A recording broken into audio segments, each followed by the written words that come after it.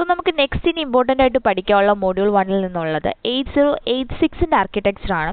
So introduction to 8086 microprocessor. എന്തൊക്കെയാണ് 8086 micro പ്രോസസ്സറിൻ്റെ features നോക്കാം. നമ്മൾ രണ്ട് ആർക്കിടെക്ചറും മൊഡ്യൂൾ 1-ൽ പഠിക്കുന്നുണ്ട്. ഒന്ന് 8085-ഉം അതേപോലെ 8086-ഉം. 8085-ഉം 86-ഉം പഠിക്കുമ്പോൾ കമ്പയർ ചെയ്ത് പഠിക്കാൻ ശ്രമിക്കുക.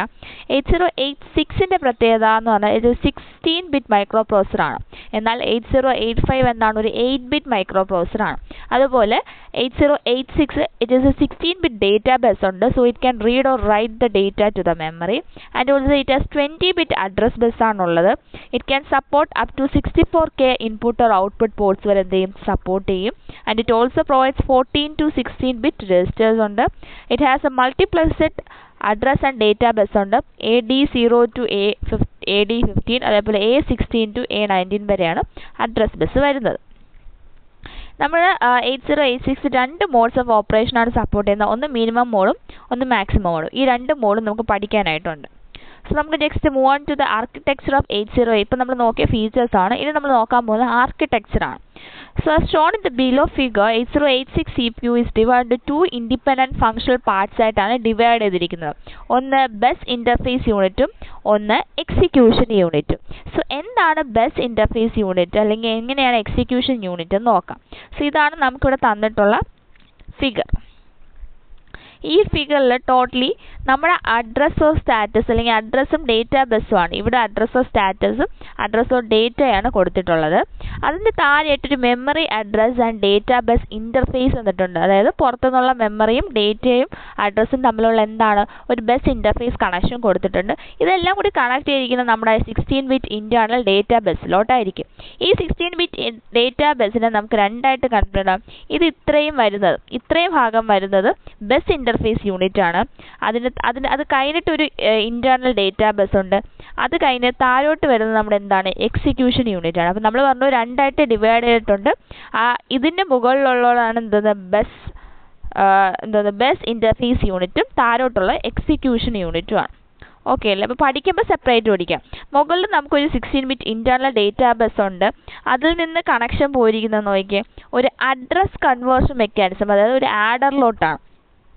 ആ ആഡറിന് താഴെയായിട്ട് നമുക്ക് കുറച്ച് രജിസ്റ്റേഴ്സ് അല്ല കുറച്ച് പോയിൻറ്റേഴ്സും കുറച്ച് സെഗ്മെൻറ്റ്സും കാര്യം പഠിക്കുന്നുണ്ട്. അല്ലെ CS, DS, SS, ES ഇതെല്ലാം ഓരോ സെഗ്മെൻറ്റ്സ് ആണ്. Code segment, data segment, extra segment, അങ്ങനെ കുറച്ച് സെഗ്മെൻറ്റ്സ് ഉണ്ട്. അതിന് താഴെയായിട്ട് വന്നിരിക്കുന്ന IP ആണ്. ദാറ്റ് ഈസ് എന്താണ് IP എന്ന് പറഞ്ഞാൽ ഇൻസ്ട്രക്ഷൻ പോയിൻ്റർ ആണ്. ഓക്കെ, അതുപോലെ തന്നെ അതിന് ഇപ്പുറത്തായിട്ട് അതായത് ആ കണക്ഷൻ കൊടുത്തതിന് കൂടെ തന്നെയായിട്ട് ഇൻറ്റേർണൽ ഡേറ്റാബേസിൽ താഴോട്ടുള്ള എക്സിക്യൂഷനിലോട്ടൊരു കണക്ഷൻ പോയിട്ടുണ്ട്. അല്ലാതെ കുറച്ച് സൈഡ് മാറി ഒരു ഇൻസ്ട്രക്ഷൻ ബൈറ്റ് ക്യൂ ഉണ്ട്. 6 ബൈറ്റ്സിലുള്ള ഒരു ഇൻസ്ട്രക്ഷൻ ബൈറ്റ് ക്യൂ ഉണ്ട്. ആ ബൈറ്റ് പോകുന്നത് താഴത്തെ എക്സിക്യൂഷൻ യൂണിറ്റിലെ ഡീകോഡിംഗ് യൂണിറ്റിലാണ്. ഈ ഡീകോഡിംഗ് സർക്യൂട്ടാണ് നമ്മുടെ ടൈമിംഗ് ആൻഡ് കൺട്രോൾ സർക്യൂട്ടിലോട്ട് കൊടുക്കുന്നത്. ഓക്കെ അല്ലേ? ഇനി നമ്മൾ നോക്കാൻ പോകുന്നത് എക്സിക്യൂട്ട്. ഇപ്പോൾ നമ്മൾ ഫസ്റ്റ് പാർട്ട് കഴിഞ്ഞു. ബസ് ഇൻ്റർഫേസിൽ അറിയില്ല എന്തൊക്കെയുണ്ട്, കുറേ സെഗ്മെൻറ്റ് രജിസ്റ്റേഴ്സ് ഉണ്ട്. അതേപോലെ നമ്മൾ ആഡറും ഒരു ഇൻസ്ട്രക്ഷൻ ബൈറ്റ് ക്യൂ ഉണ്ട്. നമ്മുടെ ഇനി എക്സിക്യൂഷൻ യൂണിറ്റിലാണെങ്കിൽ നമുക്കൊരു രജിസ്റ്റർ ബാങ്ക് ആണ് ഇവിടെ കൊടുത്തിരിക്കുന്നത്. ഈ രജിസ്റ്റർ ബാങ്കിൽ നമുക്ക് AHAL, BHBL, CHCL, DHDL എന്നൊക്കെ പറഞ്ഞ് കുറച്ച് രജിസ്റ്റേഴ്സ് തന്നിട്ടുണ്ട്. അതുപോലെ രജിസ്റ്റേഴ്സിൻ്റെ തൊട്ടിപ്പുറത്തായിട്ട് ഇൻറ്റേർണൽ ഡേറ്റാബേസ് കണക്ട് ചെയ്യുന്ന ആരിലോട്ടാണ് ALU-ലോട്ടാണ്. ഓക്കെ, അരിത്മെറ്റിക് ലോജിക്കൽ യൂണിറ്റും ഉണ്ട്. And the logical unit is then connected to a flag. So ഇതാണ് ടോട്ടലായിട്ട് വരുന്നത് നമ്മുടെ ആർക്കിടെക്ചർ ഓഫ് 8086. നമ്മൾ 8085 നോക്കുമ്പോൾ കുറച്ച് സിമ്പിൾ ആർക്കിടെക്ചറാണ്. 2 യൂണിറ്റ്സ് ആണ് വരുന്നത്. ഓക്കെ, അല്ല ഓരോ യൂണിറ്റ്സിലുള്ള കാര്യങ്ങൾ നമുക്ക് നോക്കാം. ഫസ്റ്റ് വൺ എക്സിക്യൂഷൻ യൂണിറ്റിൽ എന്തൊക്കെ പെർഫോം ചെയ്യുന്നു. The execution unit of 8086 tells the BIU where to fetch the instruction or data from decodes the instruction. The execution unit mainly പറയുന്നത് എങ്ങനെയാണ് ഒരു ഇൻസ്ട്രക്ഷൻ ഫെച്ച് ചെയ്യുന്നത് അല്ലെങ്കിൽ എങ്ങനെ ഒരു ഇൻസ്ട്രക്ഷൻ ഡീകോഡ് ചെയ്യാം. എക്സിക്യൂഷൻ നടക്കുന്നത് എവിടെയാണ്? എക്സിക്യൂഷൻ യൂണിറ്റിലാണ്. ആ പേര് തന്നെ ഉണ്ട്. It mainly focused on the execution. The EU contains a control circuitry which directs the internal operations and also EU has A 16-bit നമ്മുടെ എക്സിക്യൂഷൻ യൂണിറ്റിലാണ് എന്തുള്ളത് അരിത്തമെറ്റിക് ലോജിക് യൂണിറ്റ് ഉള്ളത്. So EU എന്തുണ്ട് ഒരു 16-bit ALU ഉണ്ട്. അതിന് നമുക്ക് എന്തൊക്കെ perform ചെയ്യാം? Add, subtract, and or, XOR, increment, decrement, complement, shift, binarise ഇതേപോലത്തെ 100ഓളം ഫംഗ്ഷൻസ് ALU പെർഫോം ചെയ്യുന്നുണ്ട്. And the main function of EU ചോദിച്ചാൽ ഡീകോഡിങ്, നമ്മുടെ മെമ്മറിയിൽ നിന്ന് വരുന്ന ഇൻസ്ട്രക്ഷനെ ഡീകോഡ് ചെയ്യുക, അതേപോലെ എക്സിക്യൂഷൻ ആ ഇൻസ്ട്രക്ഷനെ എക്സിക്യൂട്ട് ചെയ്യുക. മെയിൻ സ്റ്റെപ്സ് ആണ് ഈ കൊടുത്തിരിക്കുന്നത്. എങ്ങനെയൊക്കെയാണ് പെർഫോം ചെയ്യുന്നത്? EU മെയിൻലി ചെയ്യുന്നത് എന്താണെന്ന് നോക്കും. EU extracts information from the top. നമ്മൾ പറഞ്ഞ ഒരു ബസ് ഇൻ്റർഫേസ് യൂണിറ്റിൽ BIUവിൽ നമ്മൾ എന്ത് കണ്ടു? ഒരു ക്യൂ കണ്ടല്ലേ, ഇൻസ്ട്രക്ഷൻ ക്യൂ. അതിൽ നിന്ന് വരുന്ന ഇൻസ്ട്രക്ഷൻ ക്യൂ അതിൽ നിന്ന് എന്ത് ചെയ്യും? എക്സ്ട്രാക്ട് ചെയ്യും. എന്നിട്ട് അത് ഡീകോഡ് ചെയ്യും. ഡീകോഡ് ചെയ്ത് generate the operands if necessary and passes the operands to BIU and request. അപ്പോൾ നമ്മൾ ആർക്ക് അയക്കും? അതിൽ നിന്ന് നമ്മളത് എക്സ്ട്രാക്ട് ചെയ്തിട്ട് നമ്മൾ ബസ് ഇൻ്റർഫേസ് യൂണിറ്റിന് പാസ് ചെയ്യും. എന്തിനാണ്? To perform read or write bus cycles. മെമ്മറിയിലോട്ട് എന്തെങ്കിലും read or write bus cycles ചെയ്യാൻ വേണ്ടി എന്ത് ചെയ്യും? നമ്മൾ റിക്വസ്റ്റ് ചെയ്യും. അത് കഴിഞ്ഞ് perform the operation specify the instruction. അത് കഴിഞ്ഞിട്ട് എന്ത് ചെയ്യും? ആ ഇൻസ്ട്രക്ഷൻ എന്താണോ പെർഫോം ചെയ്ത് പറഞ്ഞാൽ ആ ഓപ്പറേഷൻ എന്ത് ചെയ്യും? പെർഫോം ചെയ്യും. ഇതാണ് മെയിൻ എക്സിക്യൂഷൻ യൂണിറ്റിൽ വരുന്നത്.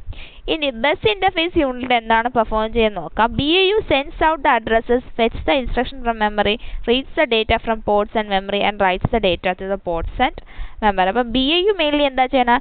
സെൻഡ് ഔട്ട് ചെയ്യണം. അഡ്രസ്സ് ചെയ്യും, സെൻഡ് ഔട്ട് ചെയ്യും, ആൻഡ് ഓൾസോ ഇൻസ്ട്രക്ഷൻ മെമ്മറിയിൽ നിന്ന് ഫെച്ച് ചെയ്യുകയും ചെയ്യും, ഡേറ്റ റീഡ് ചെയ്യുകയും ചെയ്യും. ഇൻ സിമ്പിൾ വേർഡ്സ് നമുക്ക് പറയാം BIU ആണ് all transfer of data and addresses on the bus for the execution യൂണിറ്റിന് വേണ്ടിയുള്ള എല്ലാ ഡേറ്റ അഡ്രസ്സ് ട്രാൻസ്ഫേഴ്സും ഹാൻഡിൽ ചെയ്യുന്ന ആരാണ്?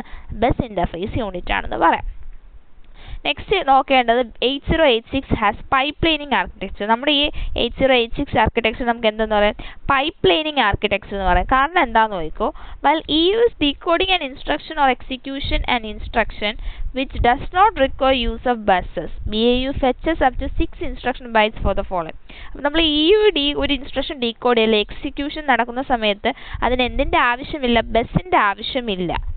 The BIU stores these prefetched bytes in a first in first out register set called queue. BIU എന്താണ് ചെയ്യുന്നത്? ഈ prefetched bytesനെ എന്താ ചെയ്യുന്നത്? FIFO, first in first out register set ഉണ്ട്, അതിനെ നമ്മൾ ക്യൂ എന്ന് പറയും. ക്യൂയിലോട്ടാണ് സ്റ്റോർ ചെയ്യുന്നത്. when the EU is ready for its next instruction from the queue in the BIU, this is much faster than sending an address to the system memory and waiting for the memory to send back to. അപ്പം ഇത് മറ്റേ ആ ക്യൂയിലോട്ട് വയ്ക്കുന്നത് വെച്ച് നമുക്ക് ഏറ്റവും എളുപ്പം ഇതാണ്. കാരണം മച്ച് ബെറ്റർ ആണ്. എന്താണ്? കാരണം അല്ലെങ്കിൽ നമ്മൾ എന്ത് ചെയ്യണം? ഒരു അഡ്രസ്സ് മെമ്മറി ചെന്ന ഒരു അഡ്രസ്സ് നോക്കുക, മെമ്മറി വെയിറ്റ് ചെയ്യുക, സെൻഡ് ബാക്ക് ചെയ്യാൻ നെക്സ്റ്റ് ആക്ഷൻ എടുക്കുക. അപ്പം കുറച്ച് ഡിഫിക്കൽട്ടിയാണ്. സോ ക്യൂ വഴി നമുക്ക് അത് എളുപ്പമാക്കാം. അതുപോലെ തന്നെ except in the case of jump call instruction where queue must be dumped. Jump call ഇൻസ്ട്രക്ഷനിൽ ക്യൂ പറ്റത്തില്ല. ബാക്കി എല്ലാത്തിലും എന്ത് ചെയ്യാൻ പറ്റും? ക്യൂ പോസിബിൾ ആണ്. Okay, so fetching the next instruction while the current instruction executes. അപ്പോൾ പൈപ്പ് ലൈനിങ് കൊണ്ട് ഇവിടെ ഉദ്ദേശിക്കുന്നത് മറ്റേതാണെങ്കിൽ ഇപ്പോൾ ക്യൂ നമ്മൾ യൂസ് ചെയ്യുന്നതുകൊണ്ട് നമുക്ക് ഈ പൈപ്പ് ലൈൻ പോസിബിൾ ആണ്. അല്ലെങ്കിൽ നമ്മൾ എന്ത് ചെയ്യണം? We have to waiting for the memory to send back the next instruction. അടുത്ത ഇൻസ്ട്രക്ഷൻ വരാൻ വേണ്ടി നമ്മൾ എന്ത് ചെയ്യണം? വെയിറ്റ് ചെയ്യണം. ഓക്കെ, അതുപോലെ we have to sending out and address the system മെമ്മറിയിലോട്ട് സെൻഡ് ചെയ്തിട്ട് വേണം നമ്മൾ എന്ത് ചെയ്യാൻ? വെയിറ്റ് ചെയ്യാനായിട്ട്. സോ അവിടെ ഫാസ്റ്റർ ആയിരിക്കത്തില്ല എക്സിക്യൂഷൻ. സോ ഇവിടെ വരുന്ന കേസിൽ fetching the next instruction current instruction execute ആവുന്ന ടൈമിൽ തന്നെ എന്ത് ചെയ്യും? നെക്സ്റ്റ് ഇൻസ്ട്രക്ഷൻ ഫേസ് ചെയ്യാൻ പറ്റും. ആ ഒരു പ്രോസസ്സിനെ പറയുന്ന പേരാണെന്ത്? Pipelining. So pipelining is a process to fetch the next instruction while current instruction execute ആവുന്ന ടൈമിൽ തന്നെ അറ്റ് എ ടൈം നമുക്ക് എന്ത് ചെയ്യാം? അടുത്ത ഇൻസ്ട്രക്ഷൻ ലോഡ് ചെയ്യാൻ പറ്റും. ഇതാണ് പൈപ്പ് ലൈനിങ് ആർക്കിടെക്ചർ. ഓക്കെ അല്ലേ?